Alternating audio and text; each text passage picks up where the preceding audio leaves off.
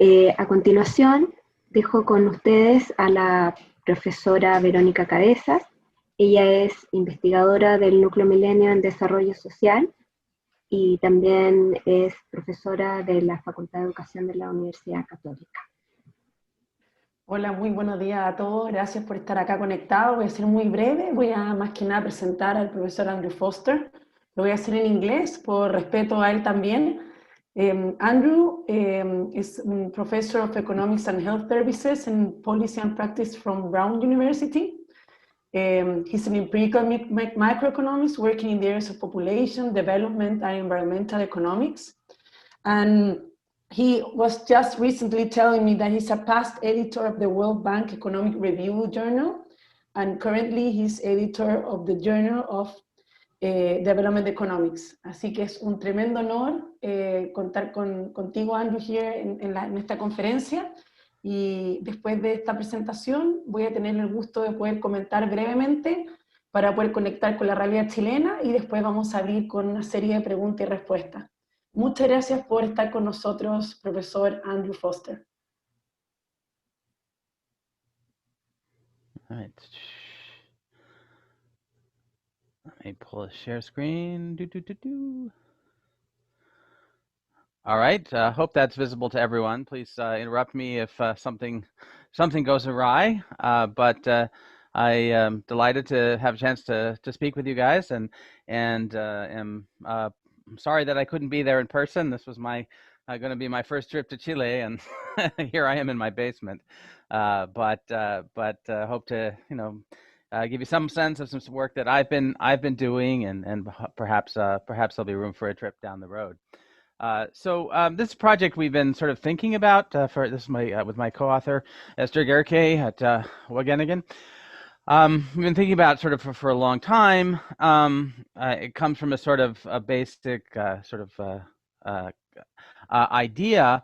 And so let me just kind of introduce it and run with it. Please tell me if I'm speaking too quickly. I'm happy to try and slow down, but I do have a bad habit that way.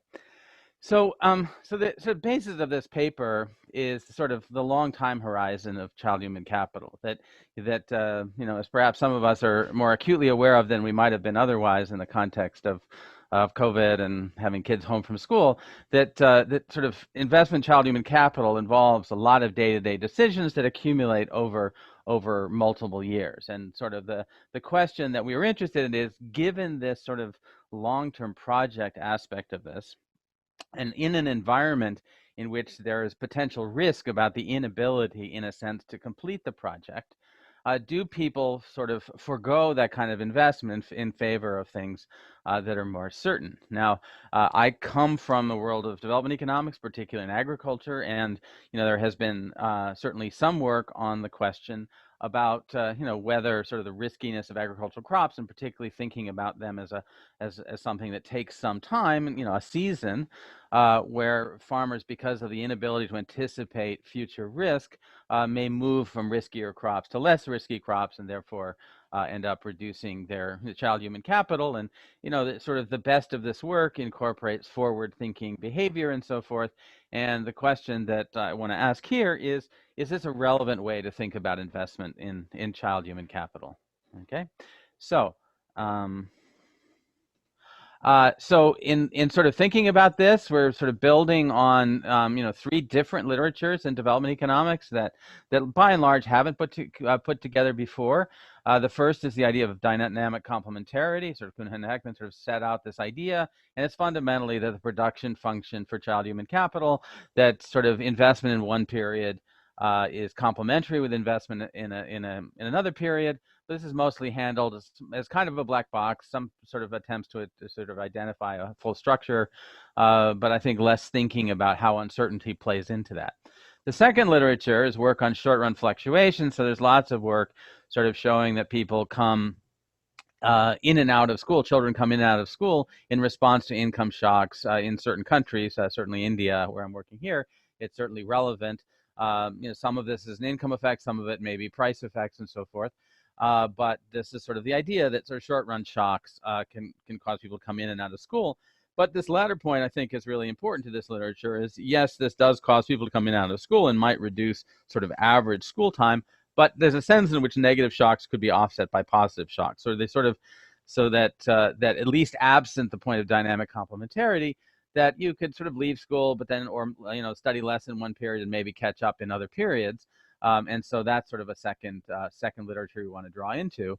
And then the final literature is really about forward-looking behavior, right? That in faced with sort of risk, people, in general, will try to accommodate that risk in various ways. There's some work on precautionary savings in the developing world, and some other work on issues of diversification. That is to say, if people are worried about, say, the risk associated with farm activities, they may invest more in non-farm activities. In education, so that they can participate in other less risky occupations. Okay, so that leaves us with our research question, which is, does the combination of future risk and dynamic complementarity diminish early investment in human capital? Okay, and we're going to focus on rural India, and we're going to use a 30-year panel, and the importance of that, I think, will be clear as we go along. And I just want to make the point that, we're focused on, sort of younger children in the context of India. But, I think this is a way of thinking about the world that we sort of always have in mind. But I think that it applies to lots of things. One sort of story, which is sort of on top of everybody's mind, and therefore I listed, sort of immunizations. In some cases, certainly child immunizations, if you get one immunization, it doesn't actually protect you. And so in order to sort of get the protection, you actually need multiple immunizations. And if you're worried, for example, that due to supply chain losses, you'll never get the second immunization, you may not actually get the first one, right? And then once you don't get the first one, then the second one may not be very useful either. So there's sort of this idea that if you have this complementarity, you may not actually start something because you can't finish it. We can also think about sort of, college issues. Why do people not go to college? Well, we sort of know in the context of, many settings, I think including the US, that lower income students have sort of more risk associated with college. They tend to drop out quite frequently. Things happen in their family, so they can't continue to stay in college. And the idea is, faced with that kind of uncertainty, they may not actually start college to begin with. Okay, and we can also think about graduate school, something near and dear to all of our hearts. If we sort of think there's some probability that we will never be able to finish our thesis for whatever reason, we might actually not apply to graduate school, and so forth. And so this sort of way of thinking about the world, I think, is very helpful, and hopefully there'll be some applications outside of the particular one we choose here. Okay, now I just want to be absolutely sort of clear on dynamic complementarity. So I have this little example that I sort of created for my undergraduates. When we talk about dynamic complementarity in the context of sort of our intermediate micro classes, we talk about left and right shoes. And so dynamic complementarity would be a situation where, for example, you can only buy left shoes in the fall semester and only buy right shoes in the spring semester. And then in the summer, you would have pairs of shoes. And just in this little sort of stylized example, you could imagine in the fall semester, you had a fairly good income. And so you might choose to buy 4 sets of shoes. That's the S1. And then you would, the rest of your income you'd spend on consumption. Then in the second period, but when you make the first period decision, you're not so sure what your income will be in the second period. It could be 8, 6, and 4. In the case where you have a high income in the second period, you go ahead and choose buy 4 right shoes in the spring, and you end up with 4 pairs of shoes. On the other hand, if you have very low income, you end up only having 2 right shoes, and so you end up with a closet that looks like this one, where you have a couple of left shoes without any right shoes to go with them. And so sort of ex post, you might say, well, I kind of regret that I spent so much money on left shoes in the fall because it turned out my income was bad. And so the idea is that faced with this kind of risk in the second period, you may end up sort of choosing lower numbers of in this case, shoes to begin with. So that's the sort of fundamental concept of a dynamic complementarity, at least perfect dynamic complementarity, which is an extreme assumption, but one that we want to think about for a little bit. Okay, now fundamental to how I'm thinking about this is really thinking about the difference between ex-ante risk and ex-post risk. Okay, and so I want to get that concept across pretty clearly. So I'm thinking of kind of a dynamic world where you have utility in the first period that depends on your income minus whatever you spend on, say, study time or school, or in the previous example, shoes, and then you have some expected utility over over consumption in the second period, which again depends on expenditures. And then you have some preferences over the of the stock of human capital that's being produced, and that exhibits this perfect complementarity. So that's the sort of basic structure, okay? And then we can kind of simulate this. We can think about this in a very simple way, that sort of imagine that there are two states of the world in the second period, each with probability of half. In one case, your first period income, your first period income is always 6. However, your second period income might be 9 or it might be 3, right? And so that's kind of the idea. And then we can sort of think about what's the easiest things to think about is the difference between A, that is if there's no variation, that is to say, where in fact instead of uncertainty of 9 and 3, you get 6 each time in the second period. Okay. Well, in that world, given these preferences and so forth, you end up buying 2 shoes in the one 2 shoe 2, or you have 2 units of schooling in the first semester, and then sort of 2 units in the second semester. There's no standard variation, so you get a human capital of 2. Okay. So that's in the absence of variance. If parents correctly incorporate uncertainty, correctly in the sense of a standard expected discounted model, then they're actually going to only put in 1.67 units of schooling in the first semester, and then they'll do in the second semester, they'll do, in the good state of their world, they'll use 1.67 again, because there's no point in doing more of that because of the perfect complements, okay? And so it ends up that their expected human capital is 1.59 instead of 2, which is what they would have in the case of uncertainty, okay?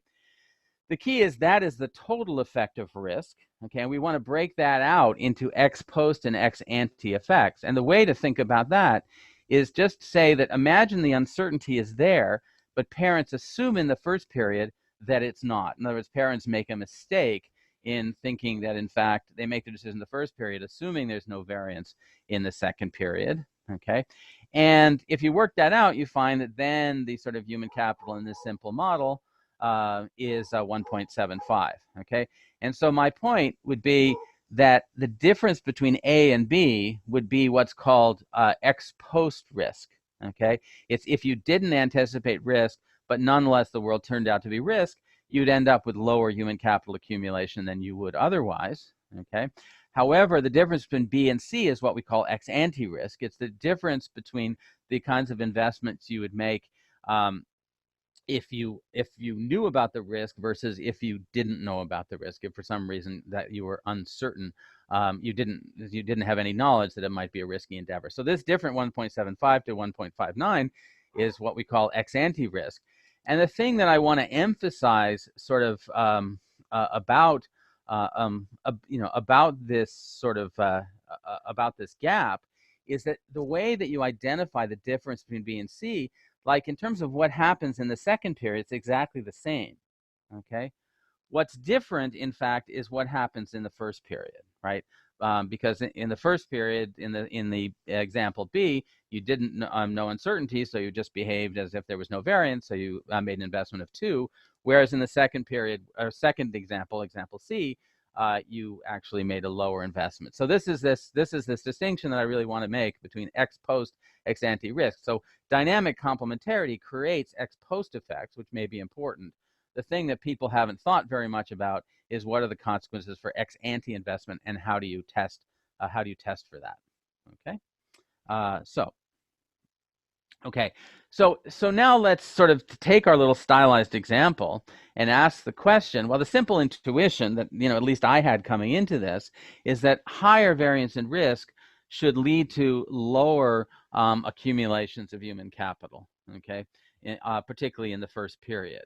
Well, it turned out that intuition, it turns out to be wrong. So in this little graph, for our little simulated model, we have, this is on the modelo simplificado, tenemos el eje horizontal, tenemos la desviación del impacto, y aquí tenemos más ruido, más variación en el segundo periodo, y aquí tenemos las horas por día de tiempo de estudio en nuestro ejemplo simulado, y el S1 es la línea achurada, que es para el colegio, y los niveles más bajos de la variancia en el impacto declinan la forma en que yo anticipo anticipé, es decir, una mayor variancia que como lo ilustré en el modelo anterior, y esto nos lleva a menores investment in schooling. It turns out, however, if the risk gets big enough, that actually the study time starts to rise with the variance of risk, okay?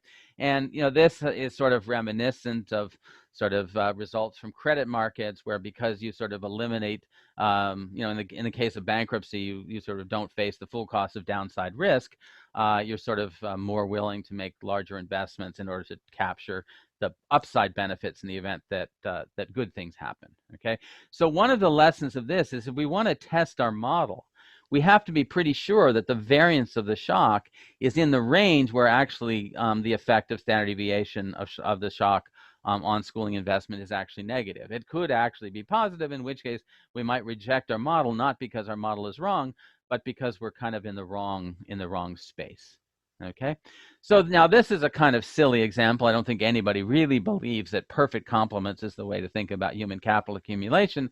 There's certainly some room for catching up, for example, after a deficit period. Okay, so we actually sort of generalize this and think about, well, that's what happens if we have a CES production function with different elasticities of substitution between schooling in the first and school time in the first and second period, and then also different sort of curvature in the preferences for human capital, okay? And this is really just to get a sense of like, where is it true that an increase in risk actually leads to lower invest in schooling, okay? And the answer is it sort of depends, okay? It depends on a number of things, some of which we sort of thought in advance and some of which we sort of realized along the way. So on the vertical axis here is the derivative of first period study time with respect to risk or variance of income in the second period, okay? And on the horizontal axis is the log of the elasticity of substitution between study time in the first and second period in the production of human capital. And then the different lines refer to different levels of curvature with regard to human capital, the preferences for human capital. And the key is, like down here is the result that we kind of intuited we expected to see, whereby you have a negative effect, that higher risk leads to lower levels of schooling investment. But if the elasticity of substitution is greater than 1 or the log is greater than 0, you get a sort of a positive effect. But whether you get a positive effect also depends on the preferences for human capital. So again, sort of the point is that in order to sort of test the model about sort of ex-ante behavior, that our parents are actually responding to risk, you need to be in a range where the elasticity of substitution tends to be negative, and where preferences for human capital are not too concave. Okay, and it actually turns out that if this was for sort of low levels of risk, for high levels of risk, the graph gets even more squirrely. This is kind of the result where, under some circumstances, this is the graph I showed you before, when the variance gets big enough, this actually curve flips sign. Okay. And so this sort of is going to motivate our approach to this problem. In short, we can't really test the prediction unless we know that the parameters of elasticity of substitution, variability, and preferences for human capital are in the right range in order to get a solid prediction one way or the other. Okay, let me just skip over that. Okay, so here's our approach to sort of the way we deal with that. We're going to do things a little bit backwards, so often there'll be some more reduced form analysis and then some structured analysis. But because of the particular nature of things here, what we're first going to do is we're going to use within market level variation, okay, to understand what the preferences are for human capital and the nature of the production function, okay? And we're going to focus in on a variable which is just sort of time spent studying, and so we'll have that in our data, okay? And then we're actually going to use the structure of sort of measures of study time over our data set to make some predictions about sort of the structure of the model, and then we're going to actually use across market variation to test the prediction that higher variance leads to lower levels of schooling, after showing that the nature of production and of preferences is such that that things work out so that you have in fact do have a negative effect of variability on ex-ante schooling investment. Okay. So let me just emphasize that, why is this hard to test? In some sense, why has nobody really done very much of this before? And I think it's important to sort of recognize that one of the things that makes the existing literature on short-term responses of schooling to weather shocks very sort of appealing to a modern applied micro audience is the fact that, weather shocks are fairly independent across time, and so it's easy enough to sort of justify a specification where you put schooling on the left-hand side or study time on the left-hand side, and maybe rainfall or something like that on the right-hand side. The rainfall has a nice IID process. It varies across space, and so you can see whether people respond in a fairly simple way. If you're interested in the effects of ex-ante risk, you can't look at realizations of weather. You have to look at expectations of the variability of weather. And the problem is, of course, that doesn't change very much over time, and may not change, over time. Our sort of expectations of variability of rainfall don't change much. Obviously, with climate change, that will begin to change, but mostly we think of those as fairly fixed things. And that means that if we wanted to sort of took a data set, we'd have to use cross-sectional variation. We'd have to compare villages with high variability rainfall and low weather rainfall variability. But that's not a very strong basis of inference, because there's going to be lots of ecological variation that might be correlated with rainfall. And so what we're going to do is we're going to take advantage of the fact that we have a very long panel data set in an area where there were systematic changes in irrigation. Okay. Now, of course, irrigation doesn't change the variability of weather. Right? Variability of weather stays more or less the same. But what irrigation does is it provides a sort of intermediate between weather variability on the one hand and output on the other. Okay. And so the idea is, within the same village, as more irrigation infrastructure is built, the same variability in rainfall translates into lower variability in income. And so we can use a kind of within village design over a fairly long period of time. Now, of course, there are concerns that the building of irrigation is going to not only change variability, it's going to change levels of income. So we have to see the extent to which that is going to sort of make a difference in terms of the estimates. We have to find ways of controlling for that and so forth. But the basic insight of this paper is that with a long enough panel and systematic changes in irrigation, one can get within village changes in variability. So that's what's going to sort of we're going to use empirically here. Okay. Now, our data set is going to be the res data that I've done a fair bit of work before. Sort of it runs from 67 up through 2012 now. And a key feature of that data set is that it has time allocation by season for women and children. Basically, the question is how much time was spent doing a given task on a typical day given that season. And for children, it would have time studying, which includes both school time and any time spent doing homework and the like. Okay. Also, it has household chores and whether the children was work, and there's also sort of detailed agricultural data, as well as consumption data over the course of the year. Okay. So that's sort of the basic data set, just to give you a sense of the broad household characteristics. Not too much I want to say here, but the key dependent variable is the independent variable is the interquartile range of predicted log consumption. So we're going to use sort of log consumption, predicted log consumption as a measure of variability. And it's just to sort of keep in mind that you sort of have, the interquartile range is about 4% variability in consumption for these households. Okay. All right. And then we can sort of look at how time allocation, and I think the key thing to note is that in fact study time is a big part of people's lives. It goes up a little, of children's lives. It goes up a little bit over from the 81 to 2007 period. It's a little bit lower for girls than for boys, but other than sort of what's called leisure, it is the sort of dominant category. Although the girls also do a fair bit of chores, although that's diminished a lot over time. Okay, then this gives you a sense by age. I think it's kind of interesting here that at least in terms of aggregate time use of children, that study time is fairly constant for both boys and girls.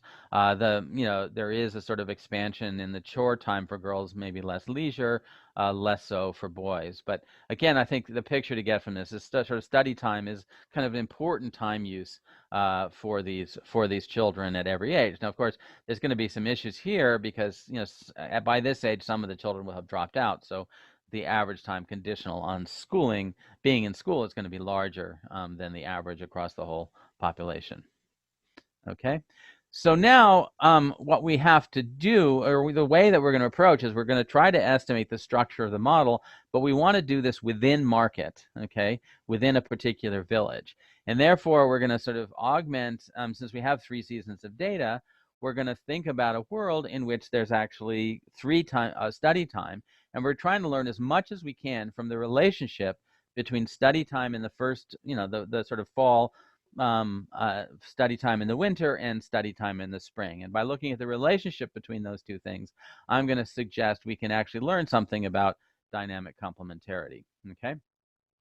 So how does that work? Well, this is just a way of thinking about this. So this is, if we just sort of thought about what does dynamic complementarity do, well, we could think about, well, study time this would be, if we plotted study time in the first period versus study time in the second period, in general, we should expect these things to be positive related in the presence of dynamic complementarity. If you invested more in the first period, then the returns to investing in the second period will be higher, okay? But there might be some sort of curvature here, maybe because of risks. Of course, if this is all you saw, it would be very difficult to distinguish between heterogeneity in schooling and dynamic complementarity. This is a sort of a standard problem in the literature. We do a little better if we think about this in 2 dimensions. So this would be a plot under sort of a basic dynamic complementarity assumption between study time in the first period, study time in the second period, and study time in the third period. And what's distinctive about this graph is consider the case where you sort of the total of study time adding up S1 and S2 is about 5, okay? But think about sort of the situation where you did 5 hours in the fall and 0 hours in the winter, as opposed to 0 hours in the fall and 5 hours in the winter, as opposed to doing it 2.5 years in both periods, okay? And the idea is, and we're running this experiment as a result of kids being out of school, due to COVID and so forth. The basic idea would be, in the presence of dynamic complementarities, that the highest investment in third period schooling should arise when you have fairly even investment in the first and second period. In other words, if you kind of look at this diagonal line, the relationship should go up and it should go down. Okay, there should be this sort of concavity as you kind of move along that diagonal. Okay, so that's what dynamic complementarity in principle should do. This is what our model tells us. Okay, however, when we actually look at the data, it looks like this. Okay, instead of being concave, it actually looks like a little, sort of trowel here, right? A little valley, if you will. And so we stared at this graph for 3 years, like, what's going on here? It doesn't seem like dynamic complementarity is what's driving the study time, okay? And so, we sort of, eventually we kind of realized what might be going on, and I just want to take you briefly through the argument. I think it's an interesting one. We're talking about the problem of selection. We're used to sort of most selection problems we think about have one dimension. This turns out to be selection in 2 different dimensions because there's selectivity with respect to S1 and S2. And here's the basic idea, okay? So imagine you have 2 populations, the red and the blue population, and in both of them, you have the kind of curvature that I suggested should arise under dynamic complementarity. But the key is that the sort of blue people, the blue group, has lower levels of schooling investment overall. That's evident from the positioning of these 2 surfaces. And so most of the blue observations come from the sort of 1s and 2s, and most of the red observations come from the 4s and 5s, okay? And then if you do that, then the aggregate population turns what started to be a concave surface into one that has a kind of convex shape like what we saw in the data. So that sort of led us to believe that what we were actually seeing in the data was this combination of dynamic complementarity on the one hand and heterogeneity on the other, and that if we could parcel those things apart, we'd be able to sort of better understand what might be going on here.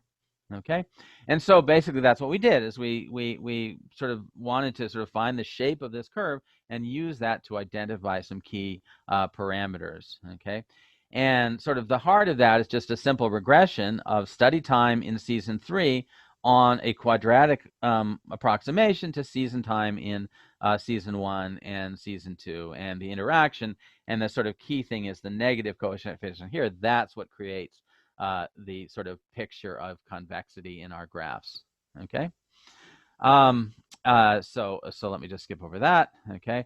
And so in order to do this, we're going to use an indirect inference procedure, basically a simulated method of moments picture, where we're going to start with some parameters, simulate out a data set that looks like the data set we have, and then apply essentially the same regression to our simulated and actual data, and we're going to use that as a basis to pick our parameters. Okay, so that's the kind of exercise that we want to go through, and it's all based on sort of this math, which I won't sort of spend a whole lot of time with, but basically here is our regression of third period schooling on first period schooling and second period schooling. There's also a regression of second period on first period, and so forth. Okay. So then, what we're going to have out of this is a series of estimates of these parameters with simulated data and with the actual data. And the key thing I want to just show you is, in fact, that our simulated data and our actual data map up pretty well. Okay, here's a plot of the surfaces. They both have this convex shape. And so but it's not perfect. Our model obviously doesn't capture every nuance in the data. Okay, and it allows us to back out these various parameters. Now the ones of interest are this one, which is the elasticity of substitution. Okay, 0.210. So our data is suggesting a fairly high degree of complementarity over time. Okay, and then the second one is one point is phi, which is the curvature in a coefficient of relative risk aversion sense.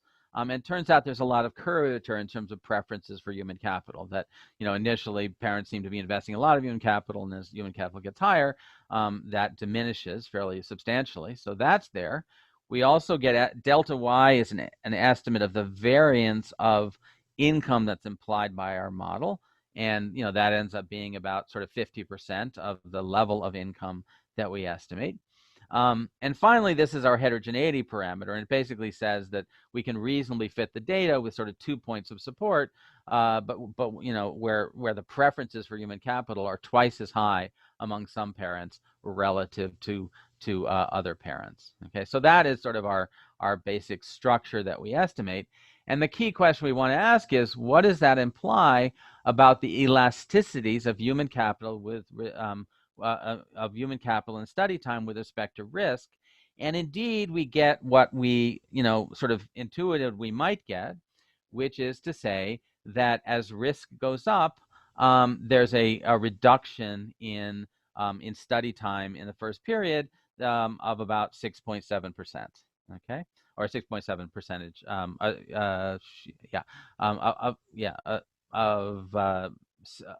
Of 6.7% elasticity, right? It's a little bit, it's fairly similar across the 3 seasons, as you might expect. But the key is that we sort of now have a theoretical model with some predictions, and we now know that the parameters, or at least our results, are consistent with the idea. The parameters are of the size so that we should be able to sort of test the basic idea of the model, that higher risk leads to lower investment in schooling. Our model does actually predict that result. Okay, we also sort of show the gap between low returns and high return households. The gap is actually not that large in levels of schooling, despite the very high differences in the preferences for the two groups. Okay, we also do it with and without savings. That turns out to be a sort of technical question that's come up. It doesn't make a whole lot of difference, except for what happens in period 2. The elasticity is a little smaller when savings is set to 0. Okay, so now let's kind of go to sort of the data part of this work. Okay, in some ways this is work that this part people understand very well. As rainfall goes up, agricultural income goes up. This is a rural population, very dependent in many cases on on rainfall. Consumption goes up. What's sort of novel here, or not, which is that the hours study time also go up, right? In periods where you have high agricultural income, you also have more time studying. Now, this is important because it allows us to sort of distinguish between an income effect and a price effect. It's certainly possible that in good periods, the agricultural labor goes up and therefore children are drawn out of school, but here the income effect is clearly dominant. Okay, so this is really fundamental to our identification, so it's worth taking a little time about what's going on here. So what we've done is we've sort of divided our villages, about 240 villages, based on their baseline levels of irrigation. And we have 4 groups: low levels of irrigation to very high levels of irrigation in the village. Okay, and then we've actually looked at the distribution of precipitation in each of these villages. And what I want you to see here is that the distributions of rainfall variability are actually not systematically related to irrigation. It's not, for example, that sort of, villages with more variable rainfall were more likely to have irrigation, at least ex ante. Okay. Then we can look at predicted consumption sort of in the early period based on these quartiles of baseline irrigation. And what you want to see here is that in the places that didn't have much irrigation, certainly there were lower levels of predicted consumption, but more importantly, there was a lot of variance in consumption, right? That in places without irrigation, rainfall variability translates into income variability, which translates into consumption variability.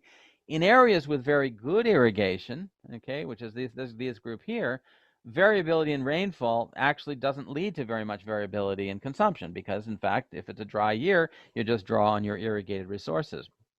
So keeping those groups the same, what we see is there was a certain amount of convergence, and that convergence was essentially places that didn't have irrigation in 1982 increasingly got access to irrigation largely through groundwater resources. So the availability of groundwater, the depth of the aquifer was very important, so that by 2007, you see that the sort of distribution of consumption variability in areas that used to have irrigation versus places that didn't used to have irrigation is quite similar, except for the very most irrigated groups, which still sort of are an outlier here. Okay, so this convergence is what's going to drive our irrigation. That some villages who were sort of behind on the irrigation front got irrigation, and therefore there was a reduction in the variability of the risk that they faced, and our prediction is that that should in turn lead to higher levels of schooling differentially in essentially the villages that started off with very low levels of irrigation but high levels of precipitation variability. Okay. All right, so this just, sort of shores up that idea. So this is, we're just putting consumption expenditures per capita, the log of, on the left-hand side, okay? And then we've got, rainfall, and we've got irrigated area. Obviously, irrigated area is certainly helping consumption per capita.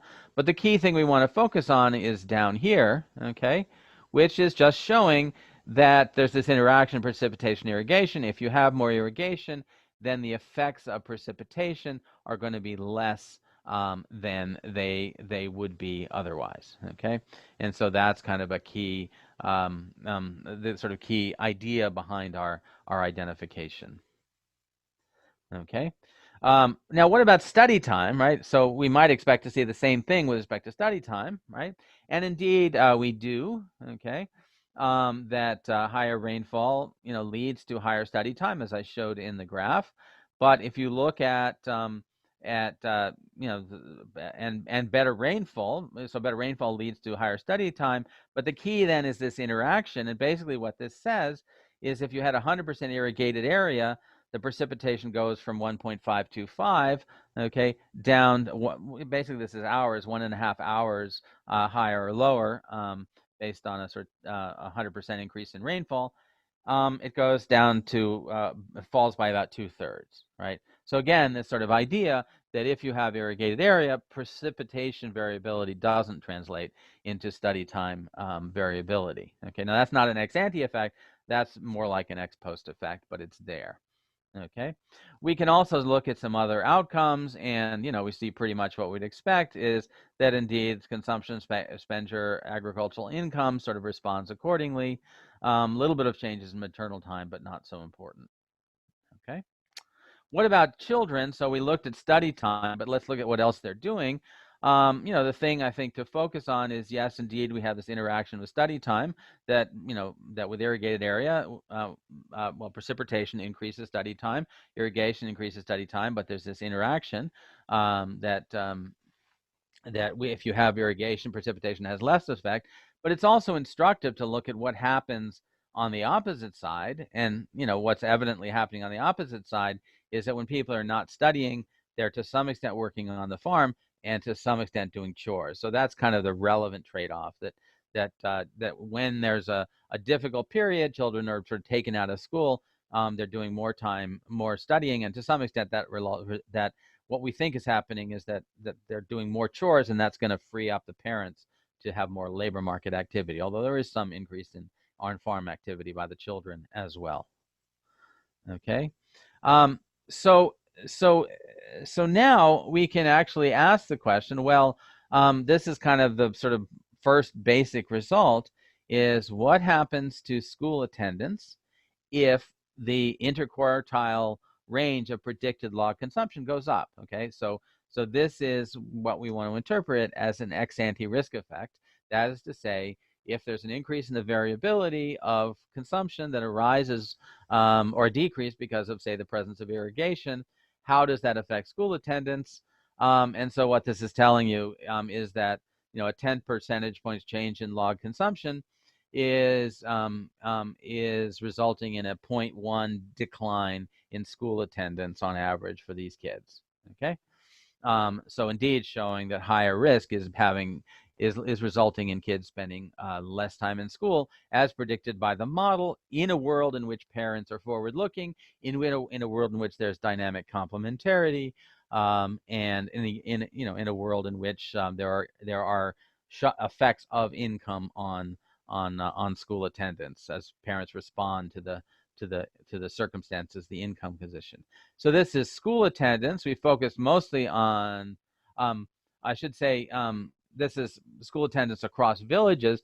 We actually also have panel data, so we can actually look within the same households over periods of time. Now these are basically dynasties. We're talking about households in 82 compared to households in 2012, so there will be some change, some household division. The children are not the same, but at least we can sort of say, for the same household, do we see the same effect, and worry a little bit less about sort of the consequences of household heterogeneity. The estimates are very, very similar based on the panel households, where we can put in household fixed effects. Okay. What about study time? Well, study time, was sort of our key variable. But again, we see the sort of same pattern, that an increase, the 10% sort of 10 percentage point increase in predicted log consumption is resulting in about an hour and 20 minutes less of study time per child per day. So that's the more risky the environment is, the less time children are spending in school or studying in general.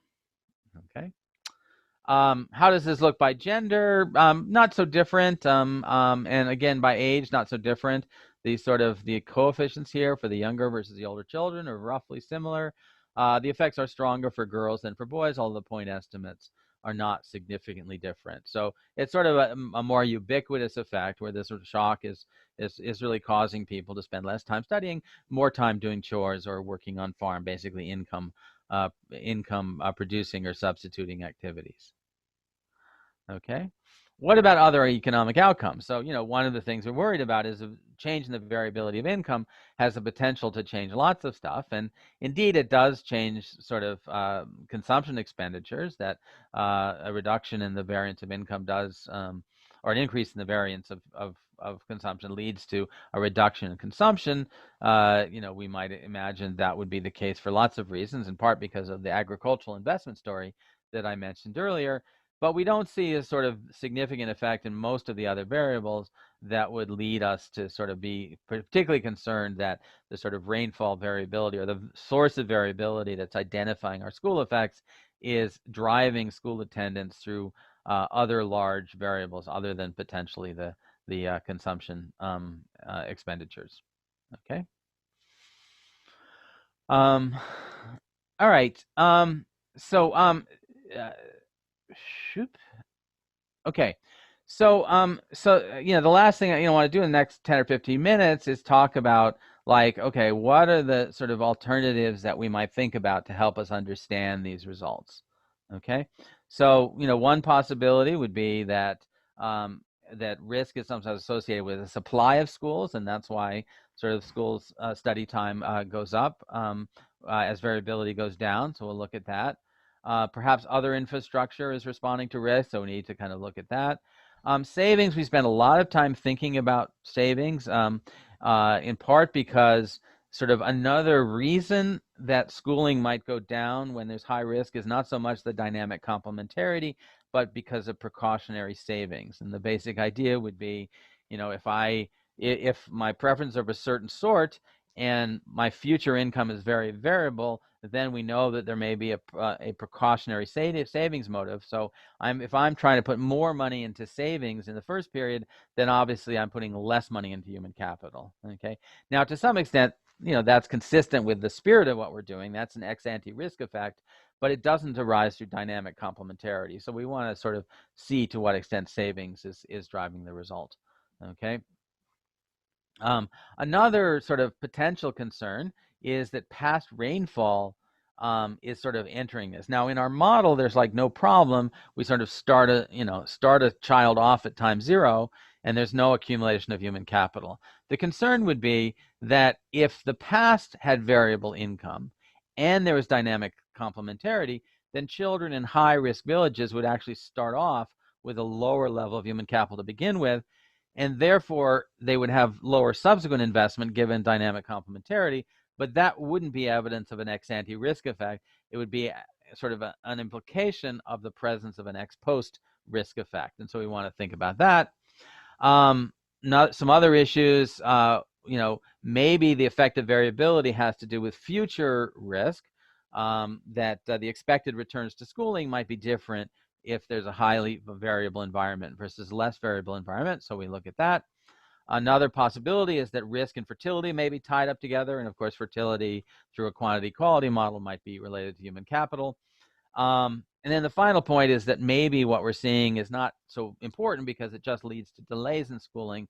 Maybe people stay in school an extra year, but doesn't actually affect the probability, say, of completing primary or secondary school. Okay. So let me just go through in the last 10 minutes, sort of show various evidence on this point. The first on school infrastructure, and so we have we now have the right hand side variable is in the columns here, and you look at the various outcomes, and indeed the point estimates are negative, that higher variability is sort of less likely to result in a school and so forth, but none of these are significantly different from 0 at conventional levels. And even if they were, that actually could be a response to demand rather than a consequence of demand. So I think the bottom line is we don't see sort of a ringing evidence here that it's just a infrastructure story that's driving those key results. Okay. What about other characteristics of village? Again, sort of if we look at characteristics of village, and we have this 30-year panel data set, there's lots of things that might change, but in fact we don't see much change in agricultural income, the share of households involved in agriculture, whether it's a factory and cooperative and a bank. Okay, so there doesn't seem to be a lot of evidence that it's going to be the changes in infrastructure that are resulting in the schooling response, and that and given none of those things are in our model, that means that the results we're seeing seem to be related to the mechanisms that we're positing in the theoretical structure. Okay. What about effects of risk on school attendance by season? So the bottom line is that we're sort of most interested in the effects of risk in the first period on S1, because we noted that that's where the ex-ante versus ex-post risks are most easily distinguished. But of course, once there's lower investment in season 1, then because of dynamic complementarity, the risk will be lower in season 2 and 3. The main sort of point about this graph is that given that we sort of show that savings there isn't much differential accumulation of savings in high risk versus low risk village. So the only possibility for a precautionary savings motive would have to be within the year. And if you had that, then this elasticity should be substantially higher than this elasticity, but it's not. So it doesn't seem to us that the precautionary savings story is really what's driving it. It's more likely to be the dynamic complementarity. But again, noting that still is an ex-ante risk effect. So even if that were the case, it wouldn't necessarily say that the basic implications of our work were totally different. Okay. Effects of risk on school attendance. So that, what we've done here is this is sort of this idea that the variance of past risk is sort of causing an ex post effect, and that's what we're seeing. We, of course, the variance of the past income and the variance of the current income are going to be the same. So there's no way to sort of parcel those out. But there's a difference, which is that the only way that the variance of past shocks affects today is through the actual realizations. Okay, so the idea here is that we can still use our predicted risk as our key right-hand side variable, but we can control for what happened in the recent past, right? And if what we were seeing is just essentially an ex post effect, then once we controlled for what happened in the past, that is ex post, then this thing should change. It doesn't. Okay, so it doesn't sort of seem that what we're seeing is just a manifestation of an ex post effect. When we control for the past, we actually still see this negative effect. Okay, moreover, and otherwise we don't see sort of strong correlations between rainfall at different periods and rainfall outcomes, which maybe explains why the previous result was what it was. Okay, so this is a kind of, the interesting question that I raised about the effects of risk on returns to education. Sort of the idea, what you would sort of need for this to work is it's not so much the sort of dynamic complementarity that causes higher risk to result in lower schooling. It's the idea that if there's higher risk in the future, okay, that the returns to schooling investment may be lower as adults, okay, in some way. Now, that's not so obvious. The more probably obvious point is if there's a lot of risk associated with agriculture, then in fact you should see increasing schooling investment, which is not what we find. I should be noted that one of the previous papers, one of the other papers we sort of related to, did find some evidence of that in Tanzania. We don't see it here, okay? But what we can look at is we can look at the wages of men and women and see to what extent they are responding to variability to the risk.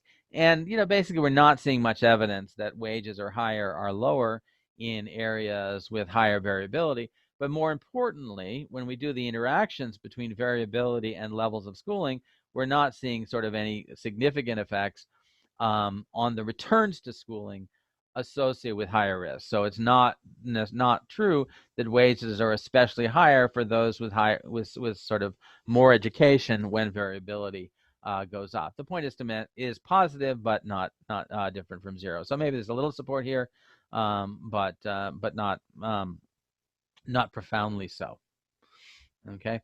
The other way we can look at this problem is to sort of use the idea, and this goes back to a paper of with Rosenzweig that I did, looking at that if what we're interested in is adult returns to risk, then that's going to matter differently for sons than it will for daughters. And the reason that is the case is that in India, most households are patrilocal. That is, the sons will continue to live in the father's village, whereas the daughters will tend to leave the village and go to another village.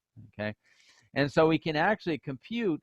So what's relevant to the sort of adult returns to schooling for women is, in fact, the sort of average returns in the broader marriage market, whereas what matters for sons is the returns in the particular village. And the key thing here is that if you look on school attendance for girls, it doesn't seem to be driven by sort of changes in the variability of consumption in the broader marriage market. It all seems to be tied to what's happening in the village in question. So again, that sort of diminishes, I think, the argument that what we're seeing is a matter of adult returns. It really is about the sort of opportunity cost of a child's time that seems to be driving our key results. And finally, on fertility, there's no, the next point is on fertility, we don't really see any effect of variability of income number of children or on sex ratios in this case. So the fertility, the quantity equality story probably doesn't explain why we see what we see. Okay. And then this kind of point, these are also a little bit weak, but the sort of idea was we're sort of we're focused on study time, and that's an important short-term outcome, and that's where our model tells us we should be looking.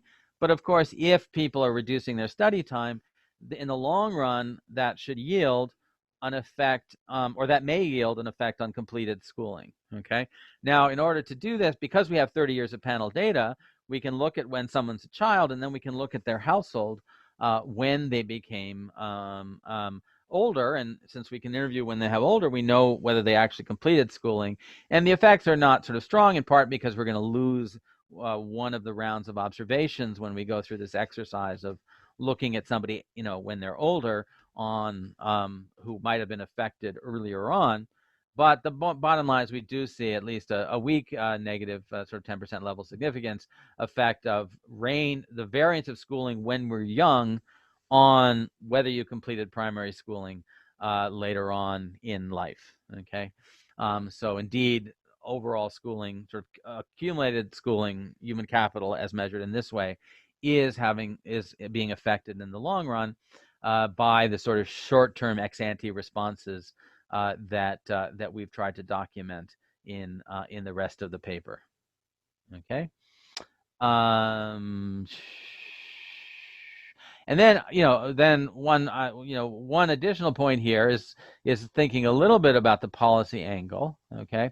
So obviously, if the story is that ex-ante risk is having consequences for schooling investment, one way to fix that problem is to actually provide people some measure of insurance. Now, irrigation is an example of that kind of insurance, but another example in the context of India is the Employment Guarantee Program, a program that in India provides a work opportunity that households can take advantage of, and the evidence suggests they're particularly likely to do so in periods where their agricultural income is otherwise deficient. Okay, and so we can sort of at least all putting those facts together, it suggests that sort of that we know that we know sort of these other results, irrigated area and the interaction of precipitation area and irrigated area. The key thing here is that employment guarantee is a lot like irrigated area, right? That if your village has access to this sort of basically insurance mechanism, if you will, then the effects of precipitation on at least consumption expenditures is less. And so this kind of fits with this sort of idea that providing these kinds of employment guarantees does actually reduce variability in consumption. And since that's variability of consumption is what's leading to lower levels of schooling, we show that the sort of resulting elasticities are sort of roughly comparable to the other consequences that NREGs that people have studied, including by my colleague Bryce Steinberg, showing that NREGs tends to push up child wages and therefore takes kids out of school. Basically, what we're seeing here is that that's going to be roughly balanced by the reduction in variability that NREGs ends up producing once people sort of learn that they can count on this particular program. Okay. All right. So let me just, I think we start around 7:15, so let me just finish up here, and then I'm more than happy to take questions or comments or whatever. Hopefully, through this exercise, you've gained a better understanding of how dynamic complementarity in schooling might lead to reduction in study time and school performance. And the second point is that there are lots of problems with these data. I mean, I think retrospective time use data, there's lots of ways to criticize that. We'd rather have prospectively collected where we actually know what you did on a particular day. But nonetheless, the data do have sort of enough variability that they seem to allow us to look at the ex-ante risk sort of thing. The estimates of moderate size, we were talking about sort of maybe an hour less of study time per day associated with a 10% change in log consumption expenditures.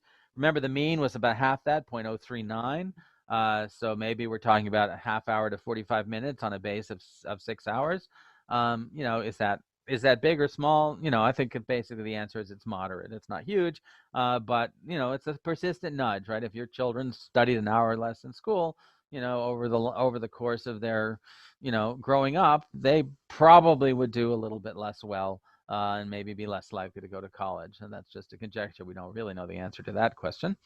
So, you know, I think the key point here is that better strategies to mitigate short-term risk can have implications for long-term outcomes. And I think that's a kind of pretty central point here that, you know, I think we sort of all know in the back of our heads, but sometimes it's easy to forget them. I think the other thing that's sort of worth noting is that, you know, a lot of the literature kind of focusing on this particular issue tends to be behavioral in nature, that people are making various kinds of mistakes and so forth.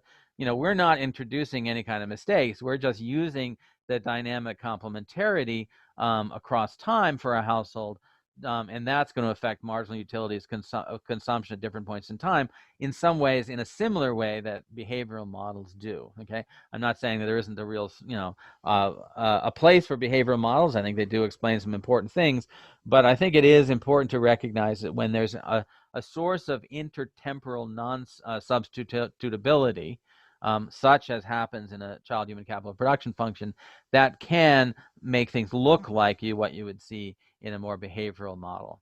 Okay, and then finally, we sort of take this kind of unusual approach here of sort of estimating the structure first.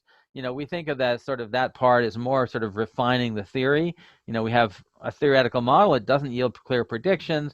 By working with the data, we can actually refine those theoretical predictions so that in a, you know, more sort of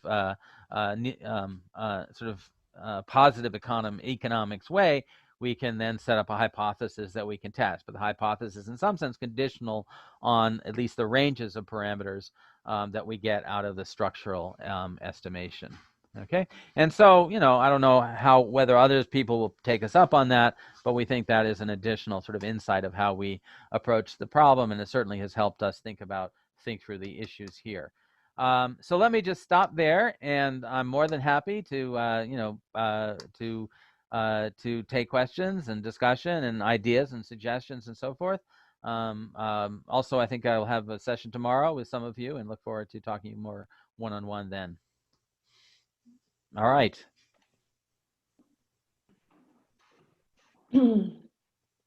Ok, so muchísimas gracias, Andrew, por tu presentación.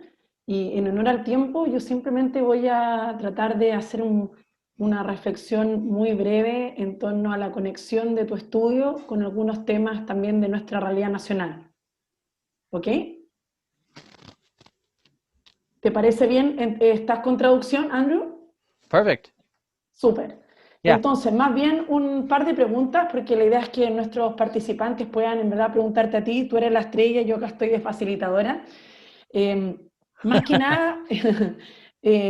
nada, una reflexión que me gustaría también poner sobre la mesa. Bueno, acá tú nos planteas, ¿no es cierto?, el efecto del riesgo en la escolarización.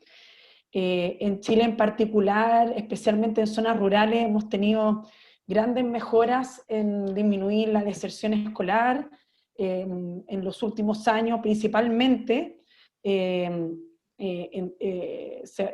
básicamente explicado por un aumento en infraestructura, y obviamente que todo este tema del riesgo que tú nos cuentas, especialmente en zonas agrícolas, es un tema prevalente en nuestro país también. Hay que considerar que en las zonas rurales 60% de la familia depende de la actividad agrícola.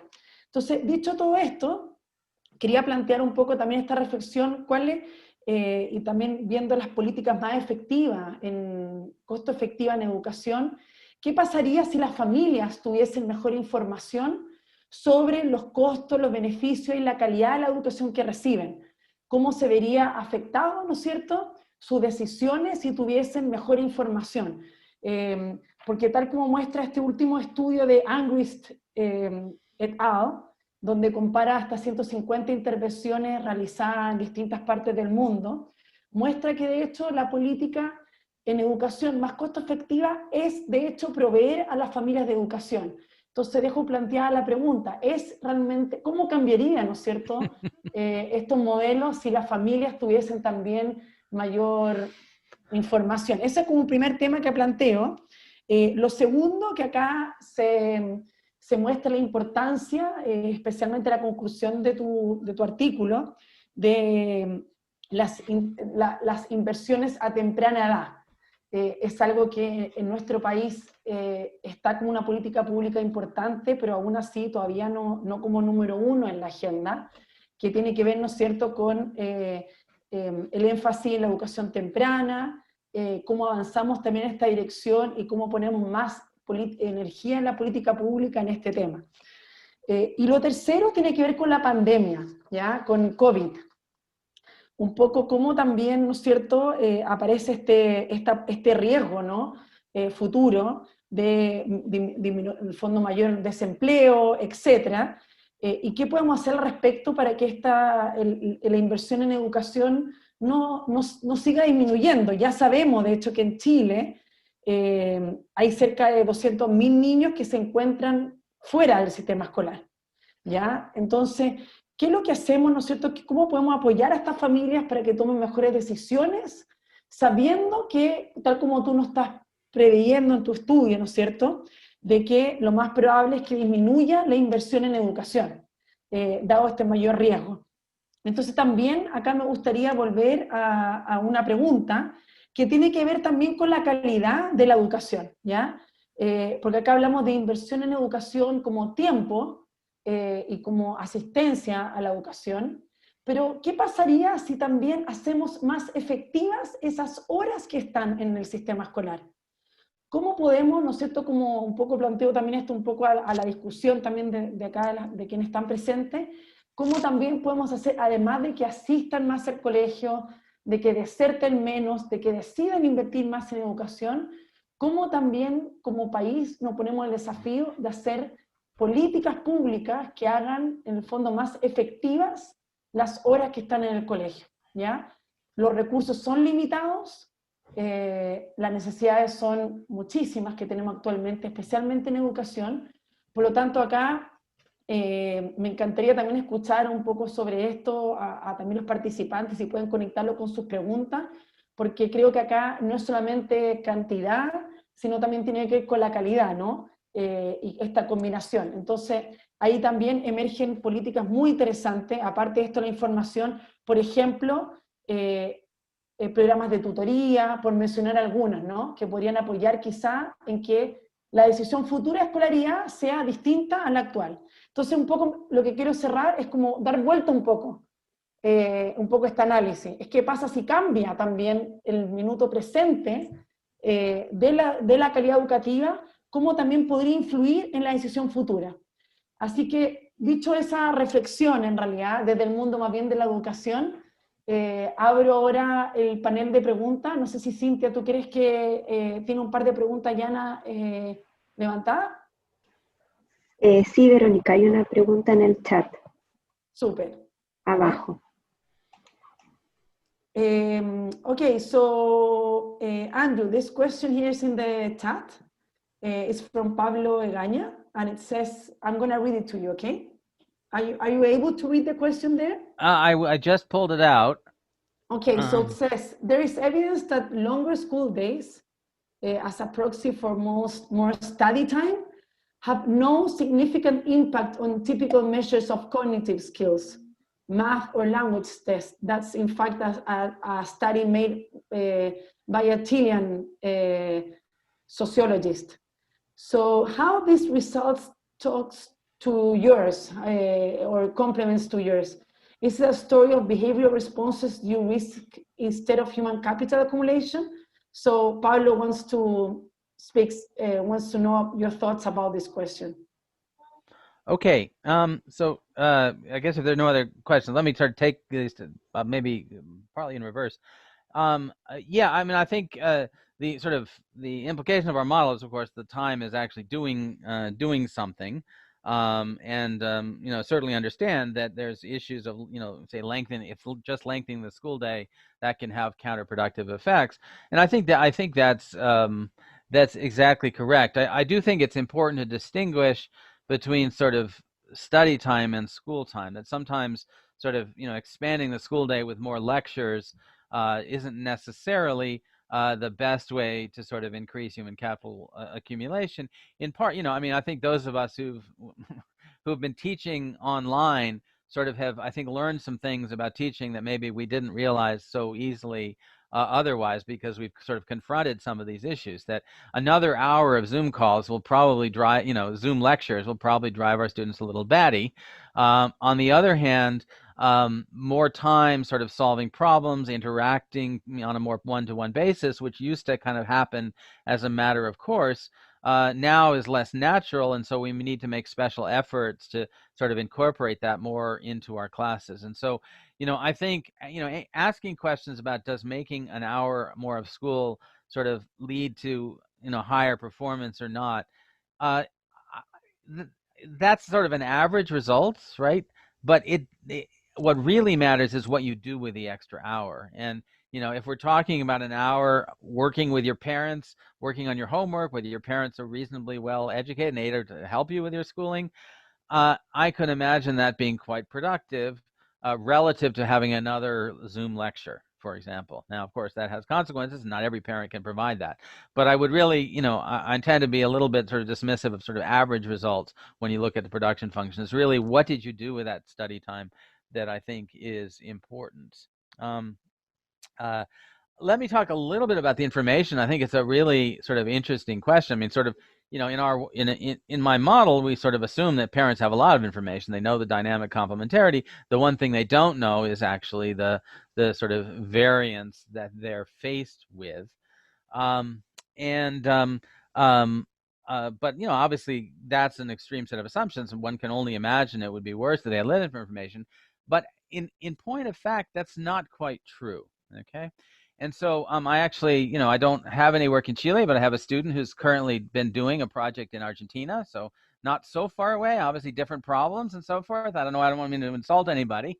But at least for me, they're in the same direction. They're kind of south. But I think it's a very interesting study. I'd be interested to see to what extent it's relevant in Chile. So in this particular part of Argentina, they have this problem where students are actually, they're taking all their courses for high school, but in order to sort of finish high school, they have to take these exams. And so they spend their 4 years taking these courses, and then they have certain exams, and sometimes they fail to take these exams, okay? And so so my student was interested in the question, well, what if we provide the students better information about the consequences of these pending exams for their eventual graduation, okay? So it's a classic information investment. And she is actually able to compare the students' assessments initially about their probability of graduating with what the teachers think about the prospects. There's quite a big gap. These children are misinformed, right? The problem is when she informs them, some of the students end up working harder and they increase their probability of graduation, but some of the students end up working less hard. Okay, because they realize that in fact, given where they are, there's no way that they can catch up.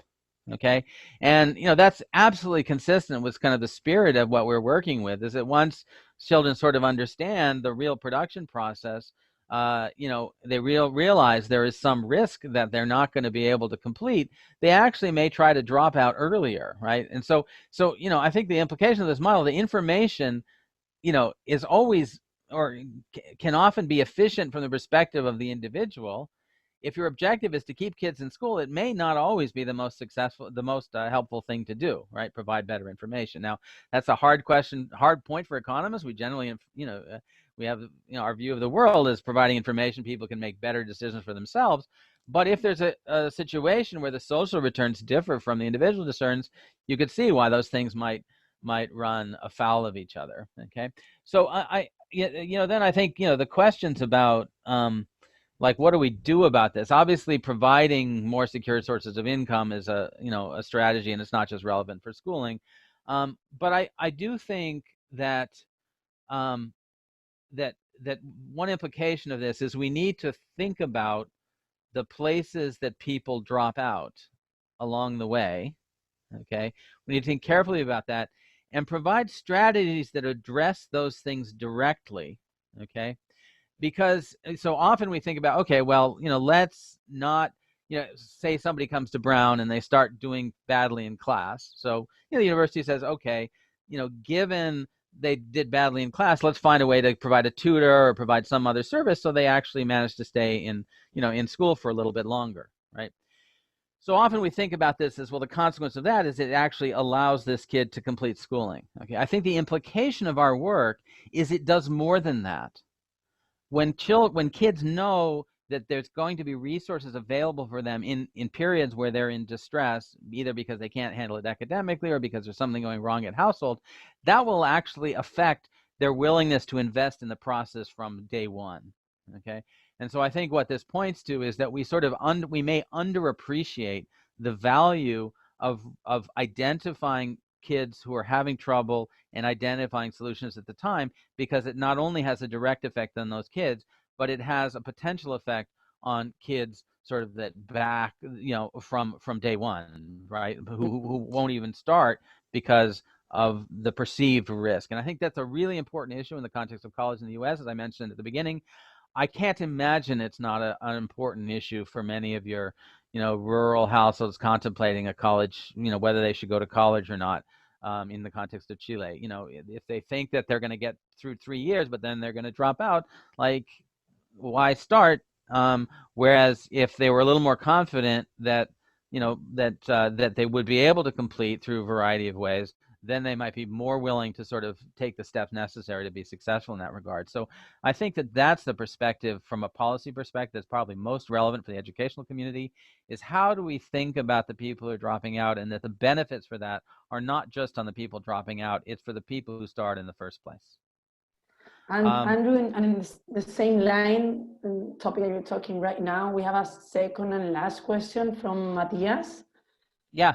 And it says, for how long towards the future can we assume this dynamic complementarity has an effect? Because what Matthias is telling us is that in Chile, we see a lot of school dropout in low-income neighborhoods, where criminal careers may seem more attractive than higher education. So could better prospects of technical or superior education, like higher education, help to avoid this early school dropout? Yeah, I mean, I think it all fits, right? That one of the reasons that you may take a sort of a dropout angle, it's how I focused it, is precisely because you don't see there's a successful path for you to get to the kind of of income that you would aspire to, and so instead you take this other path, which is a more safe safe path in one sense, that you see people who went down that path, that they've been fairly successful in some measure. That's a sort of easy, low resistance path. Whereas the sort of idea of, do I really have the resources, the parental support and so forth, that I'm not going to, end up sort of, getting kicked out of the system, in which case I've spent 3 or 4 years of my life investing in something that's of no value to me. So yeah, I think that's really important. And so in terms of how long this lasts, I think it's, that we, our simple models of dynamic complementarity, don't really tell us very much of the real details of how long. And now, when I think about this problem, I think about this problem of being multiple years. But it's important to realize that my analysis was really just within a year, thinking about dynamic complementarity within a year, right? Fall, spring, winter, so forth. We don't really have the data resources to ask this question, I think, over a long period with the same degree of efficacy. So yeah, I don't think we really know. I think this also comes up in the context very centrally. You mentioned COVID. Kids who have some deficit. I mean, we're finding a huge problem in the United States with kids who don't have good internet are really suffering in terms of their school attendance. I think it's a real question about how do we catch those kids up, right? Can we just plop them back into the regular school year with their peers who maybe did have good internet, or do we have to design special programs in order to kind of catch them up? That is really a question of dynamic complementarity. The more we understand this production process, the more, I think, the better we understand how much of this kind of remediation will have to happen for these kids. Now, I think, in general, kids are quite resilient, but if things go on for too long, even the best kids are not going to be able to catch up. Thank you, Andrew. Gracias, Andrew. No tenemos más preguntas. No nos queda más que agradecer esta magnífica presentación que hiciste. Realmente fue un honor tanto para el Núcleo Milenio en Desarrollo Social de DESOC y el COES tenerte aquí con nosotros, así que muy, muy agradecidos.